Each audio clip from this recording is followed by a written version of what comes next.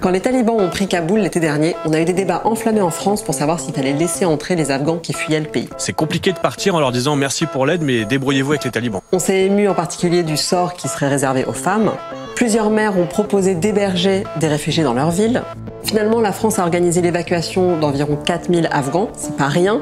Mais quand on pense aux 150 000 boat people fuyant l'ex-Indochine qui avaient été accueillis à bras ouverts il y a 40 ans, on se dit que les choses ont bien changé. Nous allons ce soir tendre la main à des hommes, des femmes, des enfants ballottés en mer de Chine. La sociologue Karen Akoka travaille sur la manière dont les politiques d'asile ont évolué au cours de l'histoire en fonction de la nationalité des demandeurs et des besoins politiques du moment. Dans son livre L'asile et l'exil, elle revient sur l'histoire de la distinction réfugiés-migrants et notamment sur la façon dont s'est construite l'idée qu'il y aurait des mauvais migrants et des bons réfugiés. Il y a deux choses qu'il faut quand même distinguer. Il y a la question des migrants qui arrivent et il y a la question aussi de l'exil politique.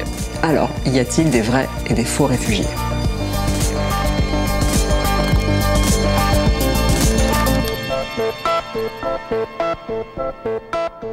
Aujourd'hui, Karen Akoka est maître de conférence à la fac de Nanterre. Mais avant, dans les années 2000, elle travaillait pour le Haut Commissariat pour les réfugiés des Nations Unies en Israël. Elle menait des entretiens avec les demandeurs d'asile et elle a donc connu intimement cette expérience douloureuse de devoir faire le tri. Quand je faisais une recommandation négative, il la suivait automatiquement, évidemment, et quand je faisais une recommandation positive, alors là, il fallait l'étayer énormément, elle n'était pas toujours suivie, donc au fond, ces recommandations négatives, elles étaient lourdes de conséquences pour la vie de ces gens. Et puis, au fur et à mesure aussi, j'ai commencé à trouver que ces deux catégories, réfugiés, migrants, c'était en fait très, très artificiel, et que la vie de ces personnes, elle débordait complètement ces deux catégories. C'est donc suite à cette expérience que Karen Akoka s'est lancée dans une thèse de sociologie sur l'OFPRA, l'Office français de protection des réfugiés et des apatrides, qui est chargé d'examiner les demandes d'asile en France. L'idée, c'était de répondre à cette question.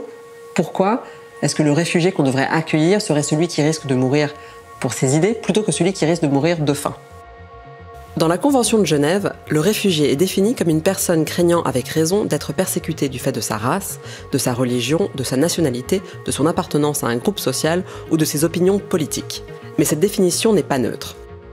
Quel est le résultat de la pression du bloc occidental qui veut cette définition comme définition du réfugié, parce que cette définition du réfugié, en fait, elle permet de défendre les libertés politiques, civiques, et elle permet de dénoncer les gouvernements autoritaires qui violent ces libertés, et donc est particulièrement visé l'URSS. Cette définition du réfugié comme persécuté reflétait donc l'idéologie du bloc de l'Ouest qui plaçait les droits politiques individuels au-dessus des droits sociaux et économiques. Mais même si on accepte cette définition du réfugié, ça n'explique pas pourquoi on en accepte beaucoup moins qu'avant. Or, c'est bien ce qu'on constate. Entre les années 1950 et 1980, le taux d'accord était de 80%, alors qu'aujourd'hui, on n'en accepte plus que 30%. Comme si avant, ceux qui faisaient la demande d'asile étaient davantage de vrais réfugiés.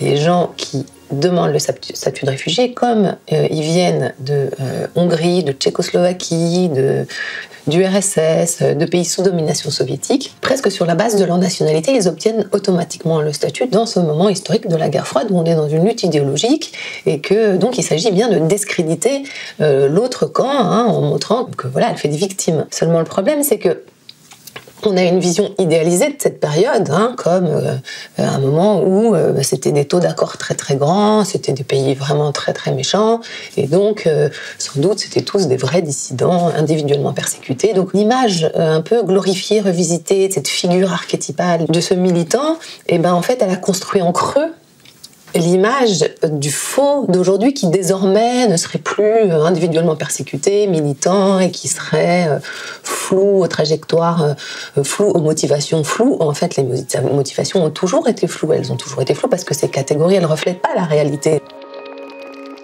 On retrouve la même logique derrière l'accueil des boat people qui fuyaient le Vietnam, le Laos et le Cambodge à partir de la fin des années 70. Le but était toujours le même, discréditer un régime communiste en acceptant quasiment automatiquement toutes les demandes d'asile de tous ceux qui le demandaient. Ces boat people, par exemple, ont aussi été accueillis massivement sans qu'on leur demande d'être de vrais dissidents. Ces boat people, ils sont là parce qu'en fait, ils ont fui leur pays dans les camps de réfugiés de la région, la Thaïlande, la Malaisie, l'Indonésie. Et là, ils ont été sélectionnés par les autorités françaises sur des critères qui n'ont rien à voir avec la Convention de Genève.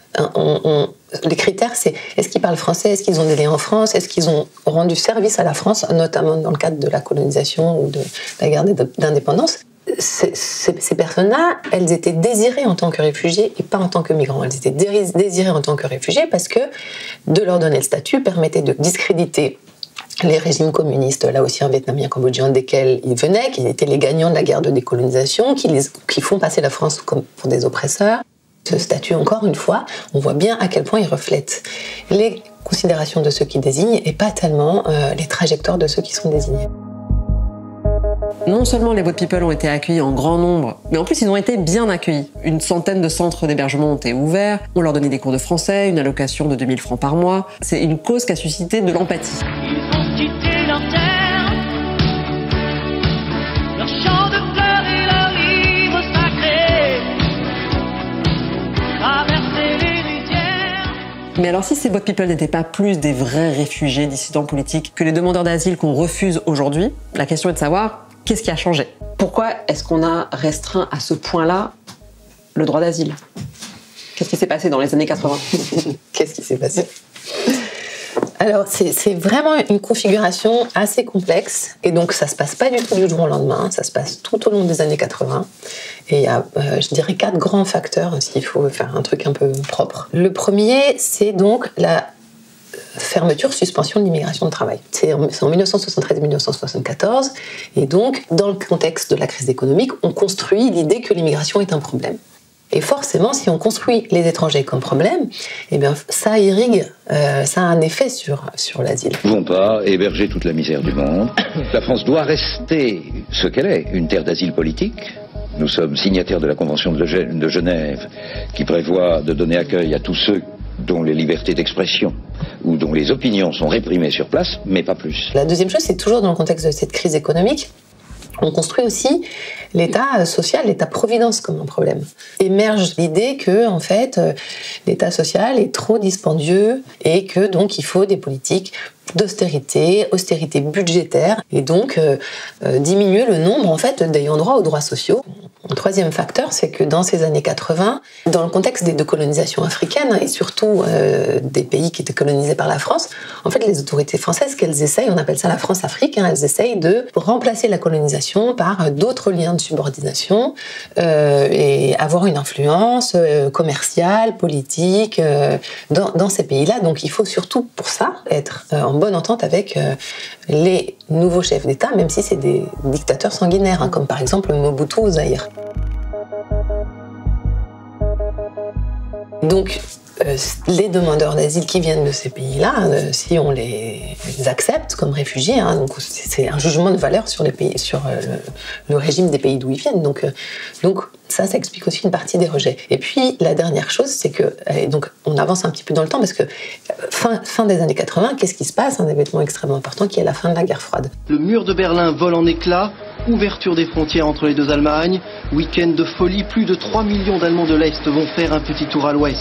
Donc c'est plus très utile en fait de donner le statut de réfugié dans ce nouvel espace un peu unifié, pacifié, où finalement l'idéologie capitaliste néolibérale l'a emporté et a plus besoin de discréditer de nouveaux adversaires. Donc tout ça se conjugue pour que petit à petit au cours des années 80, le taux d'accord baisse, et au début des années 90, on est avec presque 15%, 10%, on est vraiment extrêmement bas dans les taux d'accord de statut de réfugié.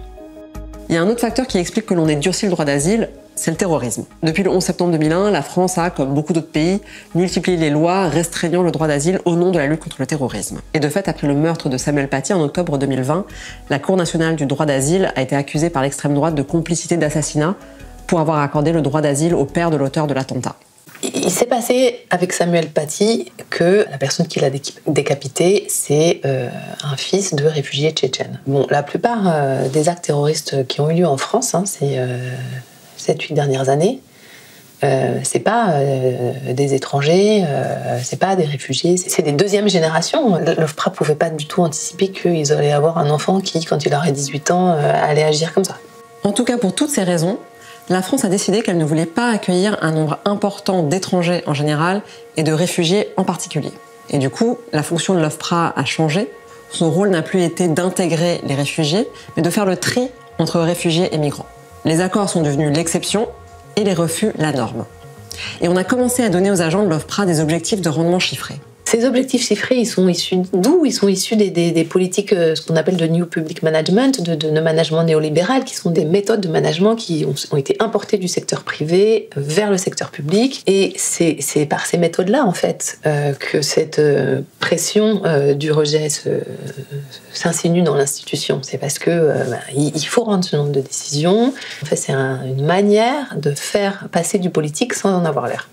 Les exigences qui pèsent sur les demandeurs d'asile, elles sont de plus en plus fortes, avec toutes les transformations qu'on a évoquées. Donc aujourd'hui, on leur demande de montrer qu'ils sont individuellement persécutés, on leur demande des preuves, il ne faut absolument pas qu'ils montrent qu'ils aient à côté des motivations politiques, des motivations économiques. Il faut qu'à la fois ils aient un peu individuellement lutté pour qu'ils soient individuellement impliqués, recherchés, mais en même temps, il ne faut pas, par exemple, qu'ils aient été jusqu'à la lutte armée, parce que ça les exclut du statut de réfugié.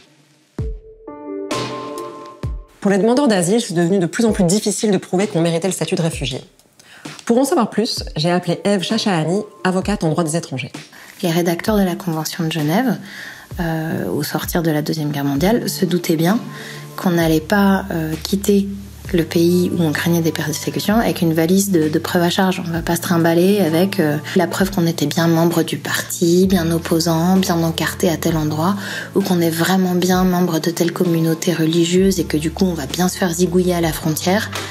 Et ce principe-là a été complètement trahi, et par le droit européen, qui pose des listes de présomptions sur quels seraient les types de preuves qui seraient plus ou moins valables pour corroborer des récits, et par le droit français, qui même au-delà des textes européens, a cet esprit toujours plus gourmand, toujours plus avide et toujours plus injuste de preuves matérielles, de preuves écrites, de documents qui viennent corroborer, alors que c'est contraire au droit international et à l'esprit de la Convention de Genève. C'est quoi le profil du bon réfugié, celui qui a ses chances ? C'est celui qui est déjà mort. Voilà, ça c'est un peu une blague d'humour noir d'avocat, mais le bon réfugié est un réfugié mort. C'est celui dont on peut constater qu'en effet, il aurait fallu l'aider parce que si on l'a pas protégé, voilà, c'est fini. La surenchère des exigences qui sont faites aux demandeurs d'asile, elle entraîne une surenchère de faux récits et de fraudes qui elle-même justifie une surenchère de contrôle et d'exigence, et ça c'est un cercle vicieux dont on ne finit pas et qui est un cycle terrible à la fois pour les demandeurs mais aussi pour les agents. Ce qui est paradoxal avec notre moment aujourd'hui, c'est qu'en fait on a ennobli le droit d'asile, c'est devenu quelque chose qu'on a mis sur un piédestal qui permet de montrer qu'on est respectueux des conventions internationales et des grandes idées démocratiques, mais en fait on l'a tellement ennobli, on l'a mis sur un tel piédestal qu'au fond plus personne ne peut l'atteindre. Le droit d'asile aujourd'hui, on peut dire qu'en quelque sorte, il sert de caution humaniste aux politiques migratoires restrictives, tout en étant lui-même de plus en plus restreint. Pendant l'entretien, Karen Akoka a beaucoup utilisé ce terme « construit ». On a construit la distinction réfugiés-migrants, on a construit le problème de l'immigration, on a construit la crise de l'État social. Moi, j'aime beaucoup déconstruire, mais est-ce qu'il n'y a pas quand même un peu un fondement derrière l'idée que l'immigration, en général, qu'elle concerne les migrants ou les réfugiés, puisse poser un problème d'un point de vue économique ? Pas forcément un problème sans solution, mais un problème quand même. Alors, pour en avoir le cœur net, j'ai passé un coup de fil à une économiste. Emmanuelle Auriol est chercheuse à la Toulouse School of Economics et elle a réalisé en novembre dernier une étude pour le Conseil d'analyse économique sur le sujet. Notre étude montre que l'immigration en France, en fait, parce qu'on a souhaité, on en a fait un enjeu politique, et effectivement, ça date des années 70, quand il y a eu le choc, le premier choc pétrolier et l'augmentation du chômage. Donc on s'est dit, il faut arrêter de faire venir des immigrés, ce qui était pas idiot sur le coup. Mais on n'en est jamais revenu, on est toujours avec des politiques migratoires extrêmement restrictives. Comme on ne peut pas enlever l'immigration de droit, qu'est-ce qu'on enlève ? On enlève celle qu'on peut enlever, qui est l'immigration économique. Or, c'est la plus rentable, puisque les immigrés économiques, comme leur nom l'indique, ils viennent pour travailler. Ils ont besoin d'abord de manger, de se loger, avoir des gens peu qualifiés qui sont disponibles pour s'occuper de la maison, garder vos enfants. Ça libère le travail qualifié féminin, ils créent des entreprises, ils innovent. Et tout ça, ça fait que la croissance est plus rapide. Là, en ce moment, on est en tension. On a 100 secteurs en tension. On a 50% des entreprises françaises qui cherchent des salariés. Ça veut dire qu'ils renoncent à créer de l'activité. Il faut être très clair. Moi, j'ai des amis, ils ferment leur restaurant 15 jours, ils n'ont pas de serveur. Voilà. Bon. Se priver de l'immigration, c'est une méconnaissance, en fait, pure et simple des mécanismes économiques. On a abîmé notre aura internationale et que tous ces discours qu'on entend à l'heure actuelle continuent à abîmer notre aura internationale. Si on regarde le classement de l'ENSAED qui classe les pays par attractivité pour les talents, je parle ici de l'immigration qualifiée qui est l'objet de notre note avec Hillel Rapoport, eh bien la France est classée 19e, alors qu'on est la 6e puissance économique mondiale. Il y a quelque chose qui ne va pas. Et donc on est un repoussoir à gens intelligents. Mais en dehors de ces questions économiques, est-ce qu'il n'y a pas eu objectivement une forte augmentation du nombre d'étrangers en France qui expliquerait que l'État ait jugé nécessaire de limiter le nombre d'arrivées, notamment pour ne pas alimenter les discours d'extrême droite sur le grand remplacement? De fait, quand on regarde sur le site de l'INSEE les statistiques sur la population étrangère vivant en France, on voit que sur le long terme, elle augmente légèrement. Elle représentait 4,4% de la population en 1946, 6,5% en 1975 et 7,6% en 2020. Elle augmente, mais ce n'est pas non plus le raz-de-marée. Surtout quand on compare avec d'autres pays. En fait, on a une immigration qui est faible par rapport à tous nos concurrents, l'Allemagne, l'Angleterre, mais aussi les pays de l'OCDE en général. Donc, juste pour donner un chiffre, les flux migratoires dans les pays de l'OCDE, en moyenne, c'est 0,8% de la population. En France, c'est 0,4%. On est à la moitié. Il y a aujourd'hui, dans tous les pays européens, pas seulement en France, une surestimation du nombre d'étrangers qui sont sur les territoires de nos différents pays. Donc, par exemple, il y a eu un sondage très très intéressant fait par Eurostat, qui est l'agence de statistiques européenne. Dans tous les pays, le nombre a été survalué, doublé ou triplé. C'est-à-dire que, par exemple, en France, on pense qu'il y a 3 fois plus ou 2 fois plus d'immigrés qu'il y en a vraiment. Et c'est comme ça dans tous les pays européens. Alors, j'ai retrouvé cette étude. Les Français pensent que la part des immigrés dans la population est de 18%, alors qu'elle est de 9%. Ce qui me plaît avec Karina Coca, c'est qu'elle est aussi attentive à tous les facteurs qui biaisent notre perception. Les images médiatiques qu'on a à chaque fois de ce que c'est l'immigration, c'est toujours des images qui se passent dans des lieux où il y a une espèce de surnombre. C'est à Lampedusa, dans ces îles grecques, ou c'est à Calais. Et donc, c'est précisément, en fait, ces endroits, c'est pas n'importe quels endroits, c'est des endroits où, en fait, on empêche les gens de circuler.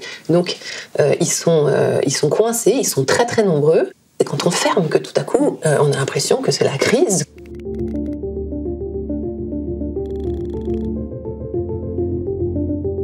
Quand on voit ces images, c'est intéressant de comparer avec l'Allemagne. Si on prend l'année 2015, la France a enregistré 80 000 demandes d'asile contre 1 million en Allemagne, et pourtant en Allemagne, il n'y avait pas de campement. En Allemagne, on a réquisitionné des gymnases, des locaux, toutes sortes d'endroits, un ancien aéroport, et on trouve personne dans la rue en Allemagne, comme ici, à Saint-Denis, à Calais. Et donc, ça dit bien que, en fait, cette existence des campements en France, elle n'est pas tellement sans doute liée au nombre, mais elle est liée à une politique délibérée de sous-dimensionner le logement, les possibilités de logement, parce que derrière, il y a cette peur de l'appel d'air. Alors, il y a cette théorie comme quoi, si on accueille bien, on risque d'avoir trop de monde. Alors, cette théorie de l'appel d'air, elle irrigue nos politiques migratoires, elle n'a jamais été prouvée. Mais en fait, l'essentiel des politiques migratoires en France, elles fonctionnent sur cette théorie. Alors si l'immigration ne représente pas objectivement un problème, comme le dit Karina Coca, on peut se demander pourquoi nos dirigeants auraient œuvré à le construire comme tel. Parce que la politique migratoire, c'est vraiment par excellence l'espace où on trouve des boucs émissaires aux problèmes politiques de d'autres secteurs. Donc, et c'est pour ça qu'en période de crise économique, quand je dis on construit l'immigration comme un problème en période de crise économique, non, c'est pas une évidence que l'immigration pose plus de problèmes en crise économique ou moins, mais c'est qu'en période de crise économique, il faut trouver des boucs émissaires, il faut trouver des problèmes et identifier des solutions. Quelle meilleure solution que des gens qui n'ont pas voix au chapitre, sont pas des nationaux, n'ont pas leur mot à dire sur la manière dont le pays est dirigé. Pour Karen Akoka, la question de savoir s'il y a des vrais et des faux réfugiés n'a pas grand sens tant ces catégories sont artificielles. En réalité, il y a un continuum entre départ forcé et volontaire, entre motivation économique et politique, entre persécution individuelle et collective. Finalement, ces statuts de réfugiés et de migrants en disent plus sur ceux qui les assignent que sur ceux qui les désignent. Quand on arrête de chercher à distinguer le vrai du faux, on peut commencer à se poser la question du juste et de l'injuste.